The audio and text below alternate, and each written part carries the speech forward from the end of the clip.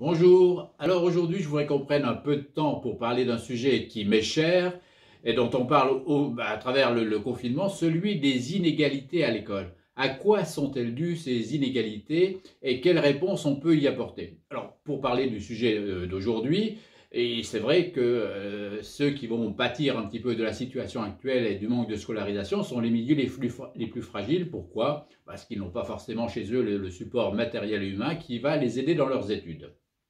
Alors, vous savez que le problème des inégalités, c'est un problème que je traite en quelque sorte depuis des décennies. Vous savez que mon activité professionnelle, j'ai commencé comme enseignant, puis j'ai été psychologue scolaire. C'est donc un sujet que je connais bien. Et à quoi sont dues les inégalités à l'école? Ben, elles sont dues au fait que certains enfants ne rentrent pas dans ce que j'appelle le principe d'adéquation. Le principe d'adéquation, c'est quoi? Eh bien, c'est le fait qu'il faut, pour rentrer à l'école et pour y être globalement performant, réussir à l'école, il faut avoir un certain nombre d'atouts affectifs, d'atouts cognitifs, d'atouts éducatifs et d'atouts culturels qui vont permettre de réussir à l'école. Et ces atouts, il faut les avoir dès le départ, dès la maternelle, parce que si on ne les a pas, il y a dès la maternelle du décrochage.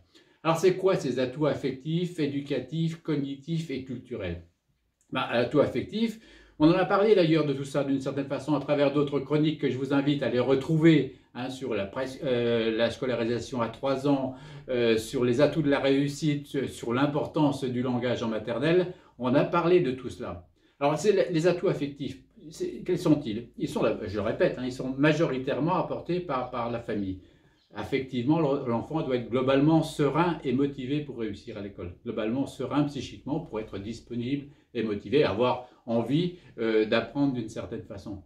Sur le plan éducatif, il faut que globalement l'éducation qu'il a à la maison corresponde à celle que l'école attend d'une certaine façon et vice-versa. C'est pour ça d'ailleurs que les enfants d'enseignants réussissent très bien à l'école, parce que les atouts qu'ils ont à la maison sont proches de ceux qu'ils retrouvent à l'école. Sur le plan cognitif, eh bien, effectivement, là, l'intelligence, on le sait, s'élabore et se travaille essentiellement à travers les activités ludiques, les interactions qui existent à la maison. Alors, là aussi, si cet enfant n'a pas la chance d'en bénéficier chez lui, il va avoir des difficultés. Et sur le plan culturel, majoritairement, c'est la question du langage. La question du langage est fondamentale, elle est essentielle. Pourquoi? Et c'est facile à comprendre. Moi, lorsque j'étais psychologue scolaire et que j'étais en observation dans une classe de maternelle, si je me mettais au fond de la classe et si la maîtresse racontait une histoire, au bout de, même si l'histoire était passionnante, je voyais 2, 3, 4 enfants qui décrochaient. Pourquoi? Parce qu'ils ne comprenaient pas cette histoire-là, parce qu'il y a des mots qui leur échappaient, la syntaxe leur échappait. Donc la question du langage est véritablement fondamentale, à la fois sur le plan lexical et sur le plan syntaxique. Parce que pour bien comprendre les consignes, pour bien être en interaction avec la maîtresse, il faut avoir ce langage-là suffisamment performant. Langage qui va se complexifier, langage qui est en amont de la lecture. Donc, véritablement, c'est à la maternelle qu'il faut apporter une véritable réponse aux inégalités scolaires.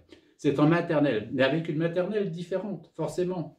Alors, à travers des activités langagières multiples et diversifiées, à travers aussi des groupes d'élèves beaucoup plus restreints, surtout dans les zones sensibles. Il faut des classes de 10 à 15 élèves.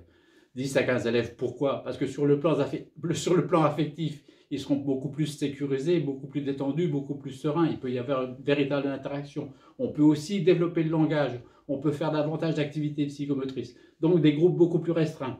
La préscolarisation à 3 ans est une réponse, bien sûr, c'est une avancée phénoménale. Mais elle ne suffit pas. Il faut aussi une maternelle différente afin de réduire ces inégalités. On ne conçoit pas une maison sans des fondations solides, c'est évident. On ne conçoit pas une bonne récolte dans un champ si le champ n'a pas été préparé. C'est exactement pareil pour les enfants. Il faut véritablement que dès le départ, tout ça soit mis en œuvre pour qu'il n'y ait pas de décrochage. Parce que ne nous l'aurons pas, le décrochage, il existe dès la maternelle. Alors ça ne se voit pas évidemment, parce qu'en maternelle, il n'y a pas les mêmes exigences, mais il existe. Donc véritablement, les inégalités, elles doivent se traiter à travers une maternelle obligatoire à 3 ans, ça c'est déjà fait, mais une maternelle différente à travers les activités qui seront proposées, à travers des groupes d'élèves beaucoup plus restreints. Allez, on se retrouve une autre fois pour d'autres chroniques. Au revoir.